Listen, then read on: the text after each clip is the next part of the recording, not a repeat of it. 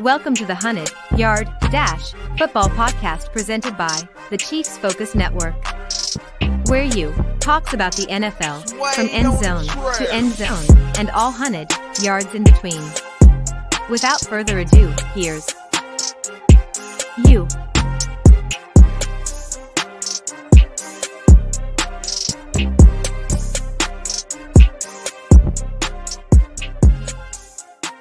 Yo, what it do? This is the 100-Yard Dash Football Podcast presented by Chiefs Focus. Yes, it is. Who? I? You! Detective, you? Not you, you! Who? You! Who? Do you understand the words that are coming out from my mouth? Don't nobody understand the words that are coming out of your mouth. And I am your host. What's happening? Look, it's been a long season. You've seen me sometimes, you don't see me sometimes. It is what it is. But let's get the matter of business out the way. This is the 100-Yard Dash, where I'm talking about the NFL from end zone to end zone and all 100 yards in between. You can find me at least probably once a week, normally on Wednesdays. Well, that was my phone. Normally on Wednesdays, but sometimes you can find me later or earlier in the week, depending on the schedule and so forth and so on and what have you. But I appreciate everybody listening. You can also get the podcast. You can find this live stream on YouTube, Twitch, Facebook,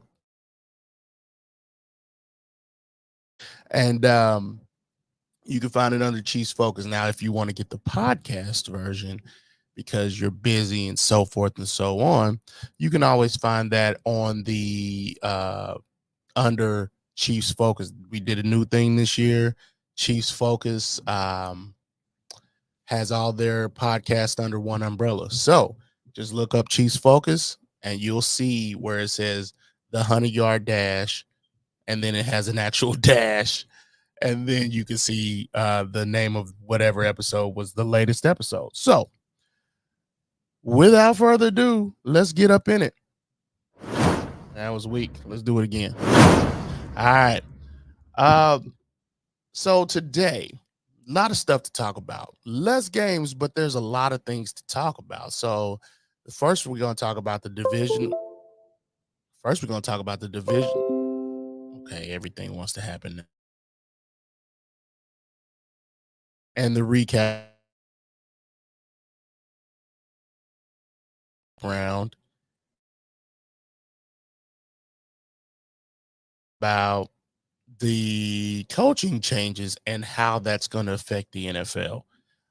Most teams have found their head coach, but some have not. We'll talk about that come time. So without further ado, let's get up in it.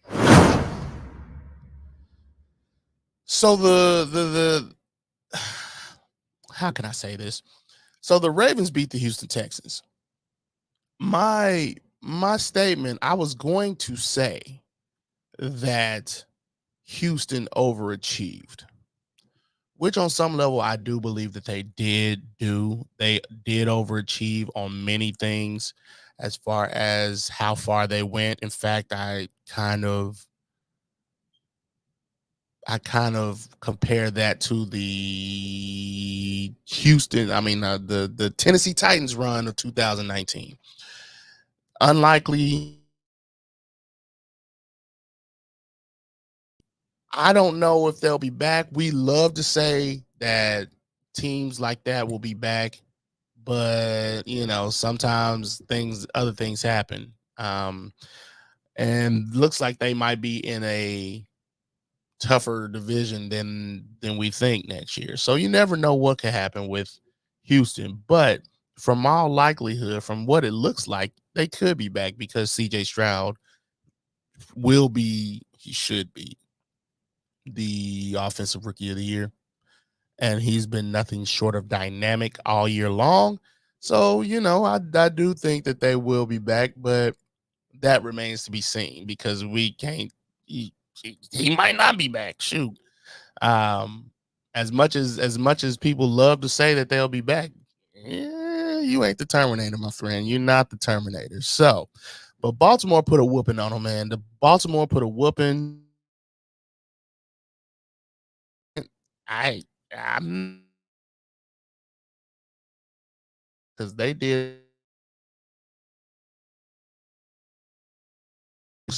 tough, and that's the real deal. Holyfield.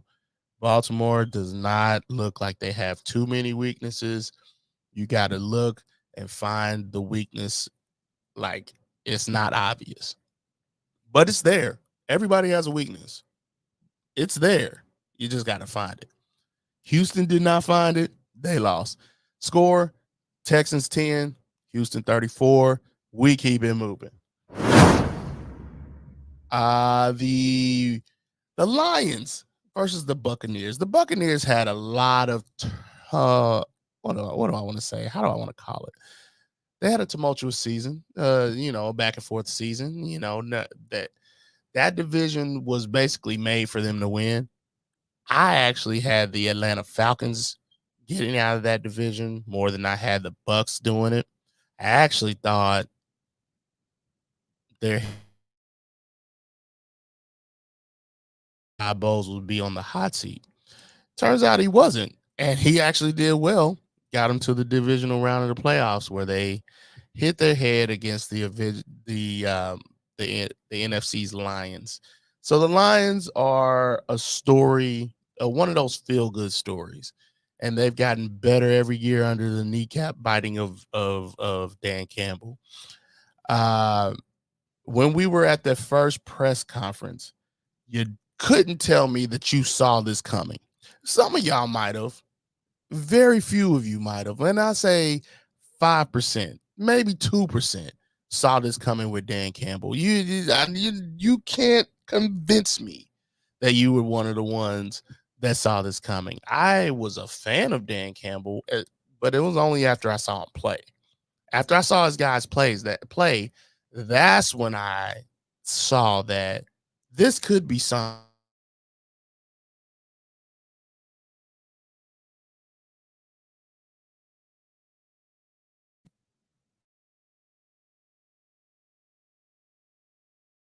It doesn't matter. But had his opening press conference. I thought I did, but I don't. And where he talks about we're going to smile at you, hit you in the kneecaps, or smile at you, uh, hopefully bust you in the kneecaps, and then let me find it. I got it somewhere. Don't worry, it's not far. At least I got the audio anyway.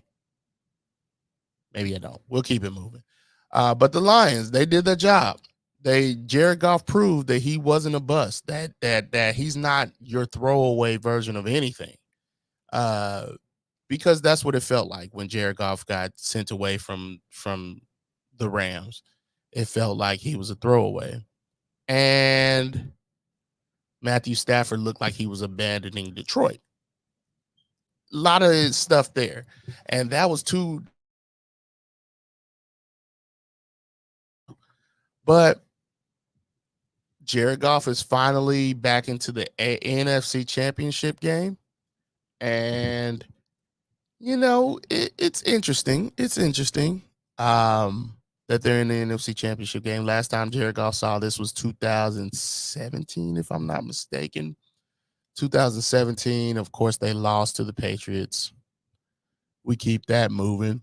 But, yeah, so the Lions move on to the championship round. Let's keep it moving. All right. The 49ers and the Packers. Here's the thing about the Packers. Y'all know me. I've said it before. I'm not a LaFleur believer. Throughout this year, I have changed my stance on that. LaFleur was hamstrung by everything.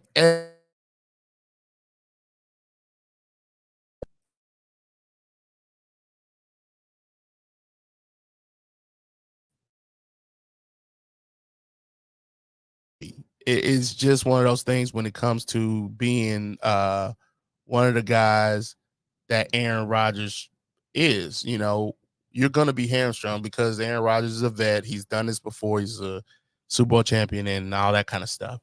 And so dealing with him and his play design, there's some things that you want to do play design wise that Aaron Rodgers can basically just crap all over. And I say it like that because that's just the way it is. Aaron Rodgers is the improviser. He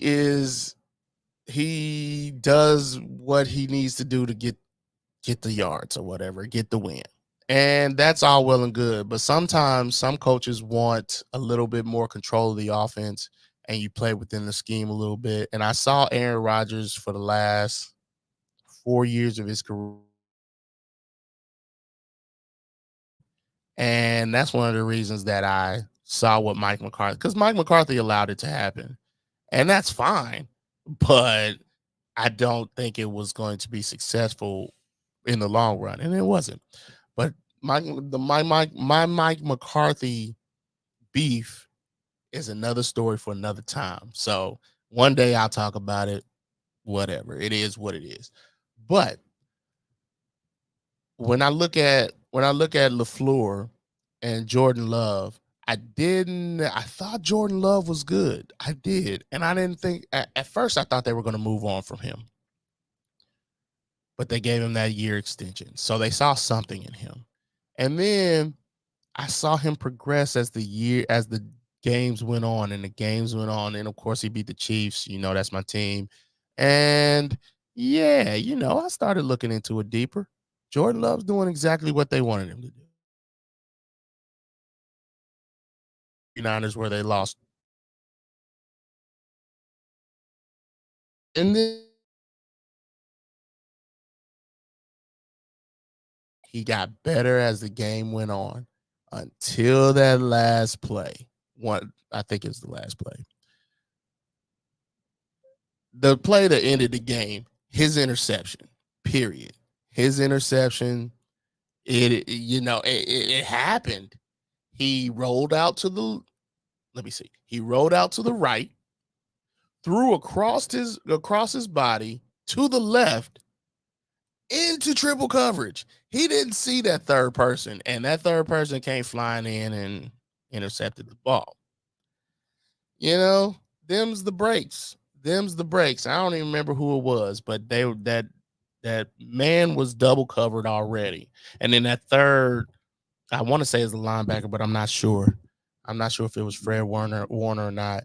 But Jordan Love will be better next season. It happens, but that pick will motivate him to get better. Well, look out for a show I'm doing with Philip, and it's called The War Room with PMAC. So look out for that. Should be starting next week. Keep it moving. But Jordan Love threw that across his body. And, for quarterbacks, that's normally a no-no. But now in this new league of quarterbacks, in this new era of young kids, like we're starting to phase the old guys out. And football terms, I'm an old guy, so don't get mad at me. All the elderly the senior statesmen, don't get upset at me. In football terms, I'm an old guy, whatever. But we're starting to phase out all the old guys as far as the quarterbacks and all that. Don't throw across your body, don't run and pass. All mobile quarterbacks are a thing now. It's the thing now, actually. Joe Flacco was a sitting duck, So when you look at the evolution of around like be able to get out the pocket at some point. And Jordan Love was able to do that. But when he threw across his body, he did something that I really hadn't seen all season. And that was uncharacteristic. And it looked like he was trying to do too much too early. You had time. He had plenty of time to march down the field. But, he He wanted to win the game. He saw what he saw. He didn't see that third defender, triple coverage, intercepted. It was over just as quickly as it started. He tried to pull a Mahomes. I tried my best not to say that, but hey, he did. He was trying to emulate the 4th and 9 play. Yes, I know. Believe me, I know. But we keep that moving. The 49ers, they lost that one game 3 out of where they lost 3 out of 4. And then they never really looked back until they did. It was like the 13th game. Can't remember off the top of my head, but they looked unstoppable until after that loss, that losing 3 out of 4. They looked unstoppable after that. Then they lost that one game. And that's why Brock Purdy's in the MVP vote. Look, that's why Brock Purdy's there. And I don't think it's deserved. Brock Purdy is what Cam Newton would call a game manager. And I said Cam Newton because he called out a bunch of game managers. Brock Purdy's one of them, and I think he named him by name. But I also has to have I that with all my heart.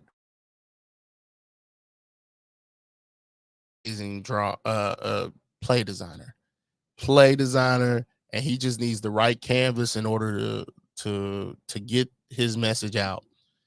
And the issue, like Mike McDaniel, Andy Reid, Kyle Shanahan, and those are the 3 that come to mind as far as play design that can really draw their way around a game, right? And they just need the right person to fit in there to make their plays come to life, breathe air into them, as it were. Brock Purdy's been doing that, but you gotta key in, as far as your defense is concerned, you gotta key into his weaknesses. And the Packers weren't able to get any pressure on Brock Purdy. Not much pressure. They weren't able to. The 49ers did beat them, so kudos to them. And shout out to the defense for closing out a game when they needed to. So, without further ado, I had some other notes in here about that game, but time is of the essence, so we keep it moving. The Chiefs and the Bills, divisional rounds. So I felt like the Bills have been hanging on for dear life for a while. And with them hanging on for dear life, that has elevated their gameplay, elevated it to a level that they hadn't been playing all year. That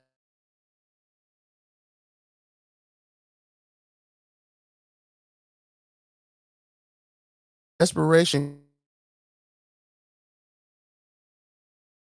with the Buffalo Bills, I feel. They used that little hint of desperation and pushed it and used that to motivate them. And when they beat the Chiefs earlier in the not early, late in the regular season, I want to say that was game 11, 12. I don't remember. But when they beat the Chiefs, I saw Sean McDermott take that huge breath in like he was having heart palpitations. Real talk, because if they had lost that game, that would have been 4 in a row or something like that. And he would have probably lost his job, or it would have been guaranteed that he would have lost his job. But then they kept stacking them up. And then they ended up winning 6 out of the last 7 or something like that. which is cool, which is great.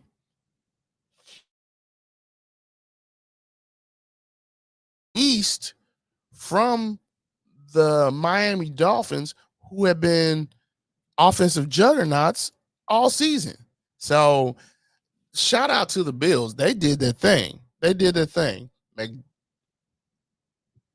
I almost called him McDaniel or McDonald, but McDermott was able to not let the fear of getting fired disable him to make bad decisions. He rose to the occasion. His team rose to the occasion. And here they just kind of got bested. And they were able to make it to the divisional round, and they were able to make 2 seed out of, against all odds. But yeah, they hit their head on the Chiefs ceiling. I wouldn't even call this a Mahomes game. They were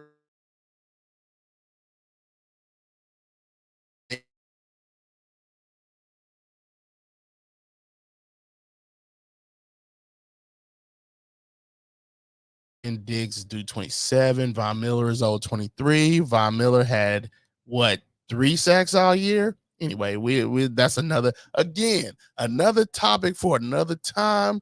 The Von Miller signing, absolute dud. But anyway, we keep it moving. The Chiefs, I hated. Y'all know the Chiefs are my team. I'm with Chiefs focus, but I try to be as objective as I possibly can. I hated when they sat Kelsey. I hated when Kelsey sat out. He should have took that 1,000 yards and sat out after that, right? But he's been beat up. And then I realized since the Mahomes era, 2018, that brother has played a whole extra season of football games. That talking about 16 games plus the divisional round and the wild card. I mean, the divisional round and the championship round. So that's 2 games added on. That's 18 games every season since 2018. And then you take on the Super Bowl. That's another game for 2019, 2020, 2022, and then this year, hopefully. So that's another game added on to it. That dude just played a full season worth of postseason football. And he's 33, 34, something like that. Look, I hated that he didn't take that record a little bit further than he did. But as a 30-year-old person, a post 30-year-old person, some things matter a little bit more than others. And he is in a relationship. He has to think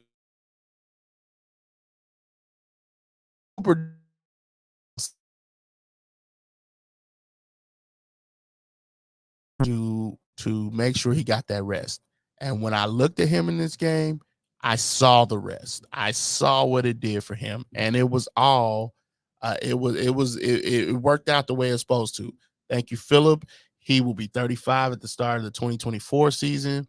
It will be smart for the Chiefs to find a tight end through the draft to take some reps from Kelsey and allow a veteran to keep his legs fresh in 2024. Per Phillip, thank you, sir. But Kelsey looks spry. He needed week 18 off. Now, I will say this real quickly.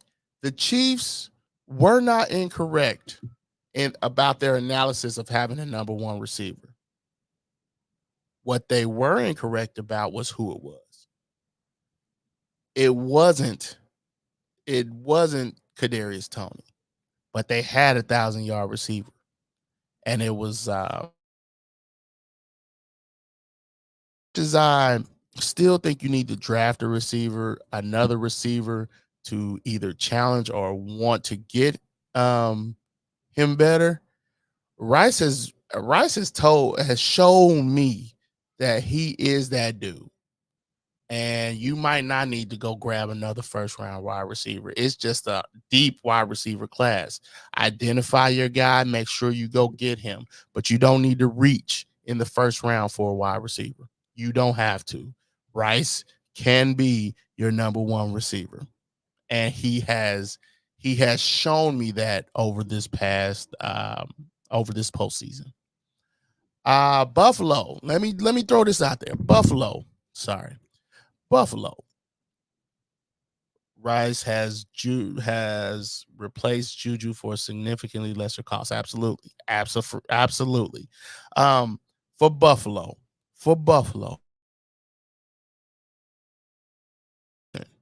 Period. It's fine.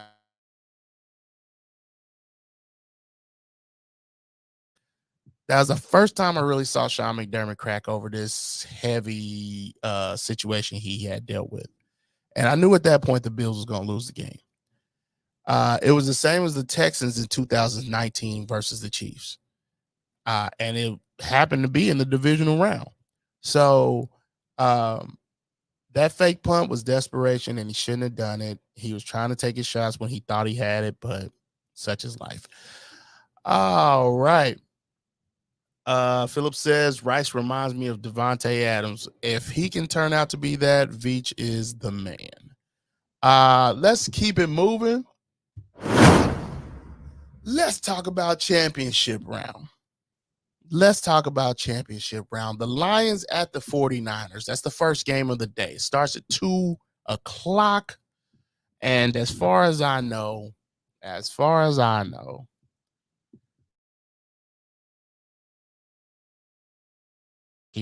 think you know that more than anybody. I think you know that I believe that the 49ers can be had.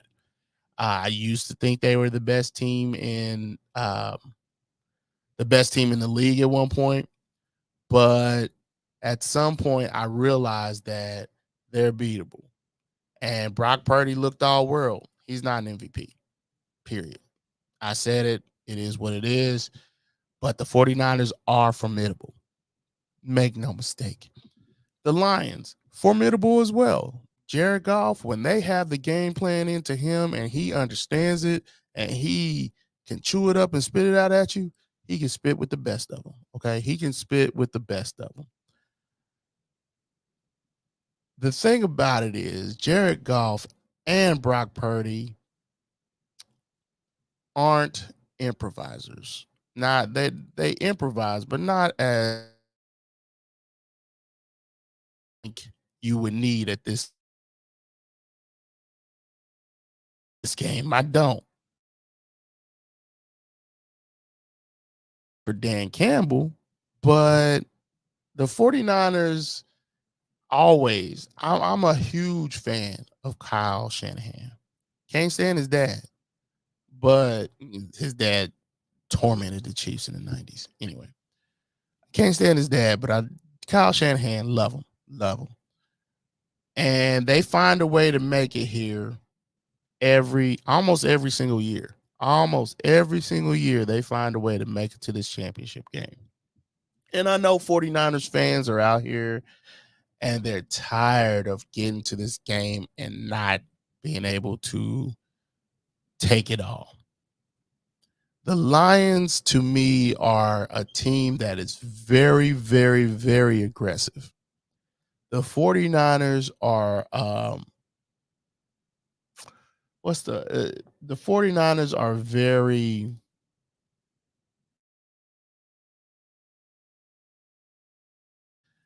so when it comes to a brick wall, like when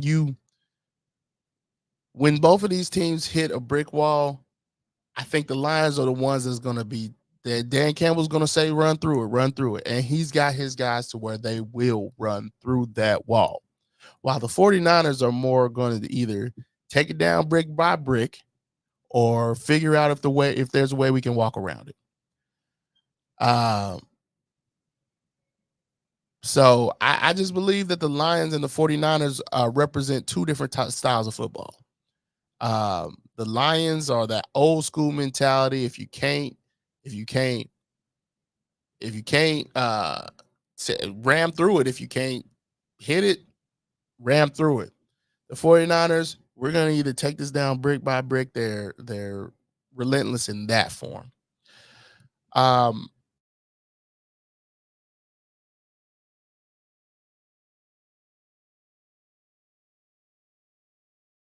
Two different styles.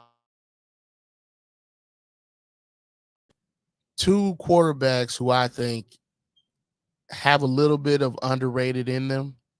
I'm not saying that they're both that great, but I am saying that they both have dynamics in them. So I want to see if that comes out in this game. I think where the Lions can be had is that defensive backfield, the safety area, the long ball, as it were.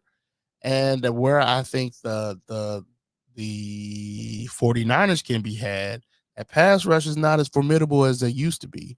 It is formidable, don't get me wrong, but it's not what it used to be. And if you can run right at the pass, wherever you think the rush is coming from, run right at it. Run right at it. And that's how you end up that's how you neutralize that pass rush. Jahmyr Gibbs, Philip says Jahmyr Gibbs is the X factor. What was I saying? You find where the rush is coming from. You run right at it. Get your big guys out there. Get Penei Sewell and all those guys. And by Penei Sewell, I wanted him in that draft. I don't remember what draft it was, but there was no way the Chiefs was going up into the top 10 to get him. But Penei Sewell ends up being a huge plus for them. But then the 49ers have the offensive line of their own. Can't wait to see the battle between Chauncey Gardner-Johnson and Deebo Samuel. Can't wait to see that. Looking forward to it with all my heart. So the Lions at the 49ers. Me too. I wanted Sewell. Yes. Penei Sewell out of Oregon, I think it was. He was a Duck. And but the Lions got him and they got themselves a dog.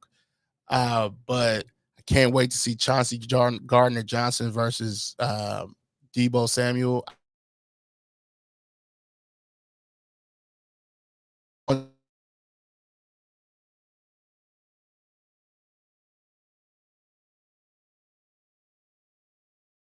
They're sitting there pointing at each other, and we normally use the Spider-Man meme for like bad things or negative things. But the Chiefs, the Baltimore Ravens were number 1 in defense overall, I think, if I'm not mistaken. Chiefs are number 3, something like that. Where the defense seems to be the strength of the team. Baltimore's offensive production has been a little bit better than the Chiefs, but the Chiefs are top 10. So is Baltimore. And you got to realize that as a defensive unit, they say defense wins championships, but offense packs the seats. I'm interested teams goes. This is the Chiefs' first road game in the AFC Championship under Patrick Mahomes. This is this is Lamar's first time in the Lamar era for a home playoff game, as far as the championship round is concerned.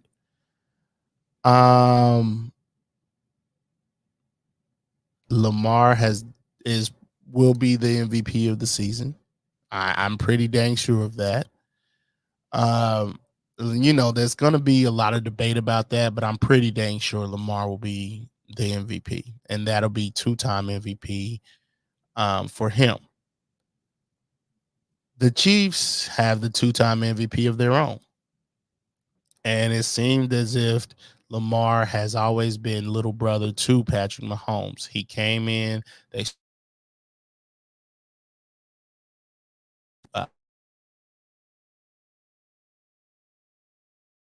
and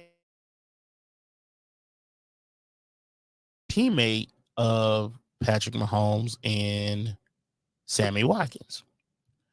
And that was the year that they beat them. And I want to say that was 2021, if I'm not mistaken. I could be wrong. But with these teams so evenly matched, I'm interested to see how it is. The defense is top 10. The offense is top 10. The special teams, top 10. They got one of the best kickers in the game. The Chiefs have one of the best kickers in the game. This has been more evenly matched than I care to want to see. But I look forward to seeing the battle between these two. I want this is what you want to see when you come to games like this. This is what you want to see. As Patrick Mahomes has been the MVP postseason, really, and you want to see it. You want to. And look, Baltimore is bringing out the hits when they get there. On Sunday, they putting uh uh Ray Lewis, Ed Reed, all them guys gonna be there. T-Pain doing the halftime show. What's the dude's name that helped us win the 2019 championship? Terrell Suggs, former Chief, former Baltimore Raven. He's going to be there. Like, they're pulling out all the stops, which they should. Celebrate every ounce of this. But I look forward to this battle. Patrick Mahomes has felt the agony of defeat more than once. He's felt it in the Super Bowl and the AFC Championship game. We see the emergence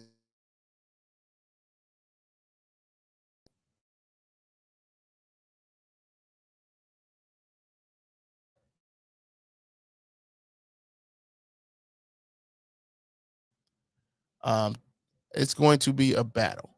So, by the way, good point. Great point, Philip. Joe Cullen is a former Ravens D-line coach. He'll know how to deal with Ronnie Stanley and what Lamar would do. He does know that. So, that's a great point. But this is going to be one of the more evenly matched battles that I've seen, and it's going to come down to the wire. I do not believe there will be a blowout. It's going to come down to the wire if it doesn't go into overtime. So, we'll see what happens. I do want the Chiefs to win, obviously. Come on now.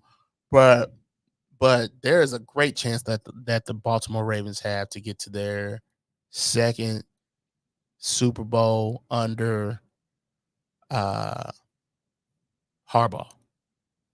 And I always forget which one it is. Jim Harbaugh? Yes, Jim Harbaugh, I think. We keep it moving.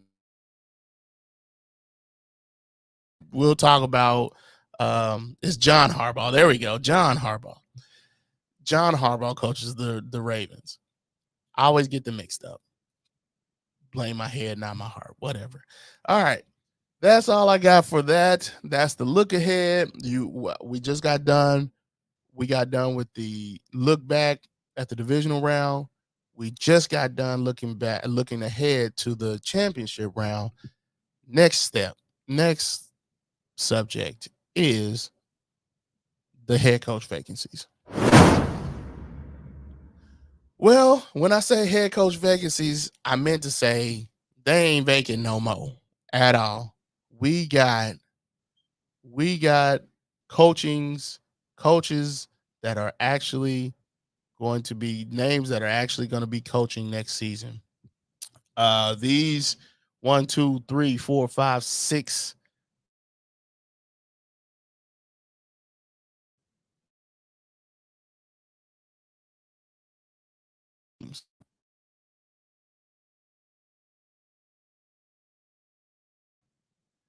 Jared Mayo, former All-Pro linebacker,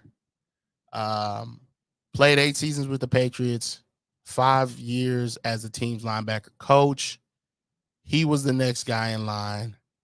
3 new black head coaches, yes sir.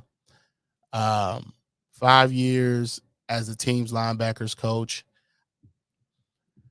A friend of mine is a Patriots fan. Shout out to you, the Mike. We got a podcast coming up tomorrow morning. So keep a lookout for the Mike and You podcast.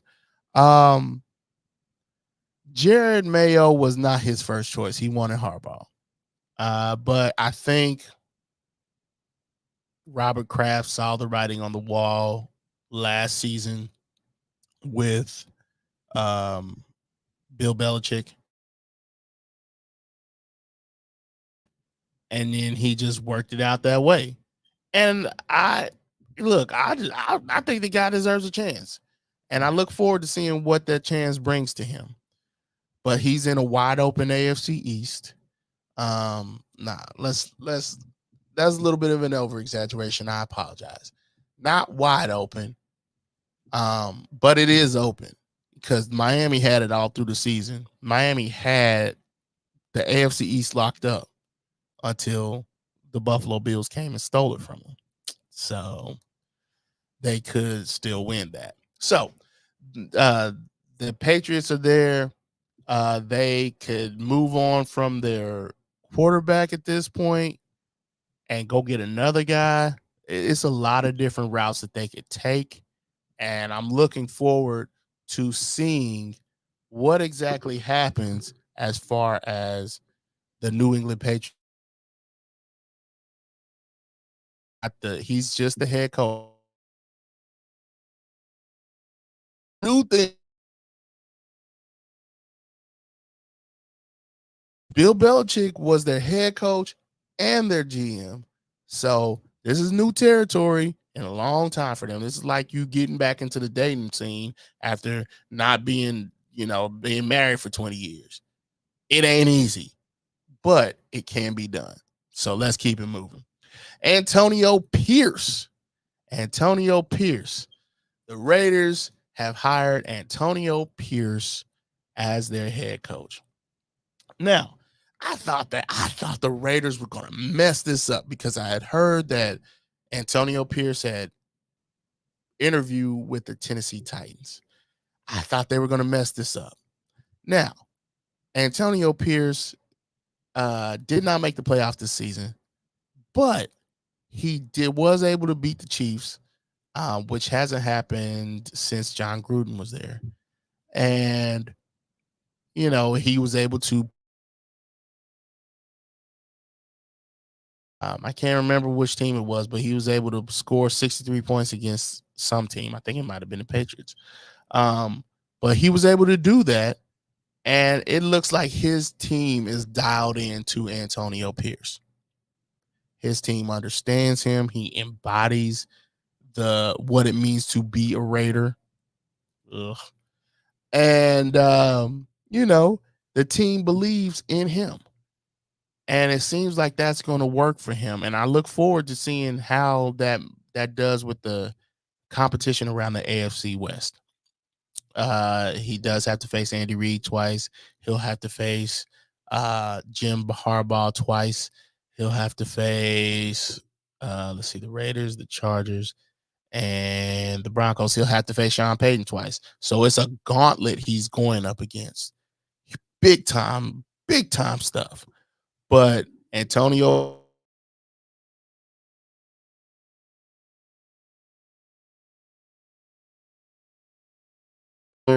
shout out to now for those of you that don't know, he's a 9-year NFL veteran. He's a one-time Pro Bowler, and he won the Super Bowl with the New York Giants. So Antonio Pierce is the new head coach of the Las Vegas Raiders. Let's go to Brian Callahan. Brian Callahan is now the head coach of the Tennessee Titans. He was the offensive coordinator who oversaw the end of the Andy Dalton era in Cincinnati, and then he also helped bring in Joe Burrow and get him up to speed. So, Brian Callahan, Tennessee Titans, who they'll be, I don't know if Tennessee is going to go after a quarterback or not. They got Will Levis. I actually think there's dynamics in Will Levis that needs to be like a lot of untapped potential there. But you could be getting better as far as a better play caller as an under center. You could be getting better in this draft than you already have in Will Levis. But we'll see what happens. I'm looking forward to it, to seeing what happens with Brian Callahan and what their offseason plans are. Again, Brian Callahan was with the Cincinnati Bengals. He was there during the Andy Dalton era. He saw the end of that out and then helped Joe Burrow be the guy who he is on offense today. So let's keep it moving to Jim Harbaugh. Jim Harbaugh has now left Michigan after winning the national championship, and now he is the Los Angeles Chargers head coach.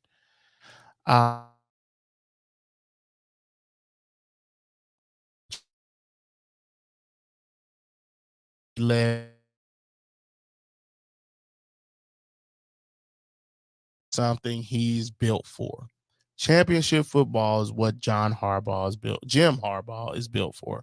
Sorry, Jim Harbaugh is built for. Mr.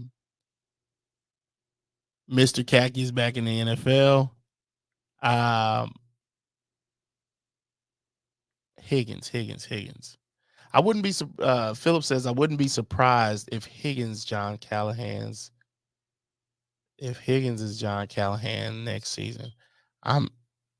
I'm guessing you're talking the wide receiver for the Bengals. I'm thinking you're talking about the wide receiver for the Bengals, and I'm trying to think his name. It's not Higgins, but yeah, I know what you're talking about. Mr. Khaki is back in the NFL. Jim Harbaugh is a winner at every level. So team over with the Chargers that's going to rival the NFL. And I ain't saying just the Chiefs. I'm saying the NFL. Please understand this. As you can see, the guys that are out are all the old guys. There's only one real old guy left, and he's with the Kansas City Chiefs. The younger guys are coming in. Philip says I wouldn't be surprised if 3 AFC teams in the postseason next season. That would be interesting, to say the least. So Jim Harbaugh is back in the NFL. He's back in the NFL, and he's ready to kick some butt and take some names. Let's go to got two more of these. Dave Canales. I think that's how you pronounce it. I hope that's how you pronounce it. Canales is now the Panthers head. Dave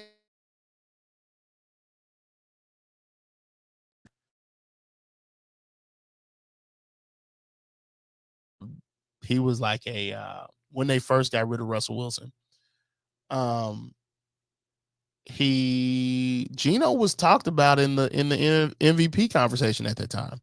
Early in the season, like the first 4 games he was talked about as an MVP. And of course he continued to pile on stats and be who he is, who he turns out to be.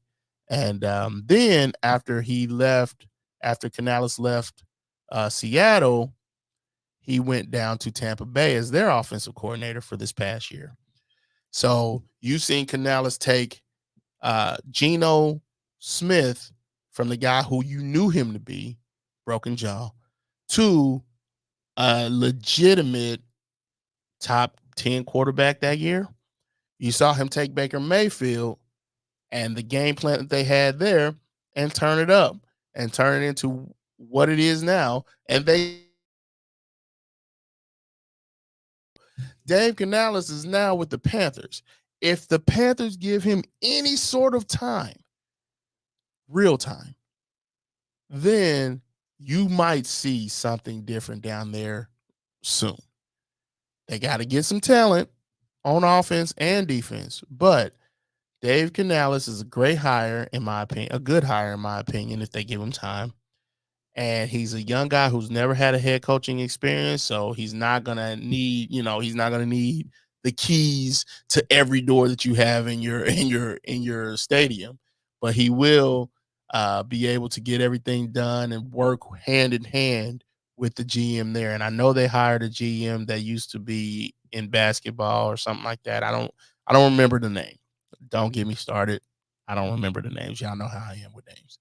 Last but not least, Raheem Morris is now the head.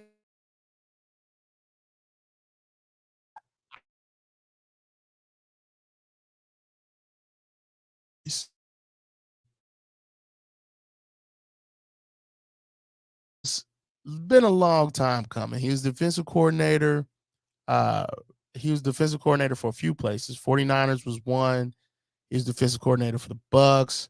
He was interim head coach a couple times. And so Raheem Morris is now the Atlanta Falcons head coach.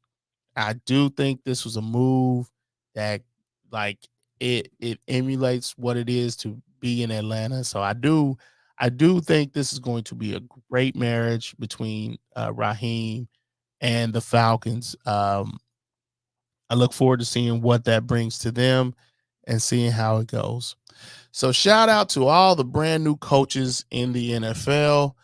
Doesn't look like Pete Carroll's gonna be back. Doesn't look like Bill Belichick will be back. Of course, next year, at the end of the year, there will probably be. But I don't know if the older guys are coming back. It's just time for new blood. It is what it is. I'm not trying to say ageism, but it is what it is. And you still got Mike Vrabel's out there. He's gonna have to take a year off. So listen, I have a thought. If the Cowboys can't make the Super Bowl next year, Mike Vrabel, keep an eye out for him. Bieniemy did not get his shot this season, so I don't know if it's in the cards for him. But I will say this: I was talking to my boy, uh, talking to my guy, uh, Mo, who has been on this show with me a couple times, and he mentioned having him coach offensive coordinator up with the Eagles. That would be great for them. Do the defense help them? The defensive coordinator who was the head coach for the Broncos. What is his name? It'll come to me. Uh Come on, man. I gotta look it up. I'm sorry. I won't forget it. Dolphins DC. There he is. Vic Fangio. Vic Fangio is the guy I'm talking about. Vic Fangio sounds like he's gonna be the Eagles defensive coordinator, and having Vic Fangio and then on the defense, and then having Bieniemy on their offense means you got two basically head coach potential uh, players. I mean, head coach potentials as your head coach, coaching both the defense and the offense, which leaves Sirianni to just be the guy that stands in front of the microphone. That's perfect. But the thing about Sirianni is he's got to stay out his own way. Stay out of there. But you wouldn't take the reins. You can't take the reins back from Bieniemy. That ain't happening. And you ain't taking the reins from Vic Fangio. So I think they need these two guys. So Vic Fangio is in as the Eagles defensive coordinator. They still have yet to find an offensive coordinator, but I do believe Eric Bieniemy will be a good guy to be in there. Mo Horton, my boy, agrees with me. And Sirianni pulled the same move that Brandon Staley did last season. Yes, I agree. But that's pretty much all I got for this episode. I appreciate everybody listening. There's so much going on. Even with less games, there's even more going on, more news and things to talk about. Please, please, please be on the lookout for a show that I'm doing with Philip, who's been in the chats. Philip Magruder. He works with me at Chiefs Focus. I'll be doing a show with him, PMAX War Room. He's very knowledgeable about the NFL, about Chiefs specifically, and we'll be talking about offseason game plans, and we'll be talking about drafts. There'll be draft mocks. There'll be so many things. We're starting next week, and we look forward to seeing y'all there. So definitely keep a lookout. I'll be back next week, and hopefully we'll see the Chiefs in the Super Bowl. Again, that's all I got. I really, really appreciate y'all listening. And if there's nothing else that calls my attention, then I'm out. Deuces.